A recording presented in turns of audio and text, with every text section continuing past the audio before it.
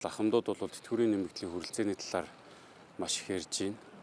Одоо тухайн үед ажиллаж исэн ажлын үнэлэмж ямар байсан, тэгээ сүүлд гарч байгаа тэтгэврийн бас үнэлэмж ямар байгаа, эдгээрийг яг ингэж харилцсан уялдаатай байх талаас нь нэлээд ярьж байна. За төрийн албаагчийн цалингийн асуудал, урамшууллуудын асуудлуудыг бас нэлээд ярьж байна.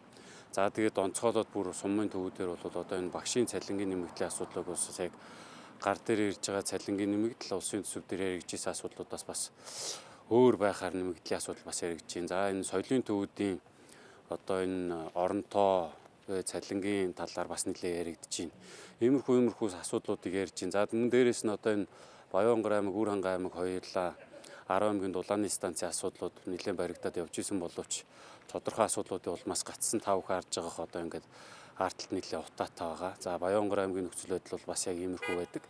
За тэгээ энэ дээр бас нэлээд иргэд шүүмжлэлтэй ажлыг хурдлуулах талаас нэлээд саналуудыг хэлж байна. За шийдлийн хувьд бол одоо бид нар үндсэндээ одоо энэ утааны асуудал, дулааны станцын асуудлыг бол төр хувийн хвшлийн түншлэлийн одоо гэрээгээр аймагуд өөрсдөө барих бүрэн боломж байна. Хувийн хвшлүүд өөрсдөө барих бүрэн боломж байна. Энэний одоо холбогдох шийдвэрийг гаргуулах талаас нэлээд санал дэвшүүлж ажиллаж байна. За тэгээд эдгээрийг бол одоо яг энэ хаврын чуулганаар одоо бариад хэлэлцээ шийдэх бүрэн боломжтой гэж харж байгаа. Орон нутагт ажиллаж байгаа бизнес эрхлэгчид, жижиг дунд үйлдвэрлэгч нар бол бас нэлээд саналыг хэлж байгаа.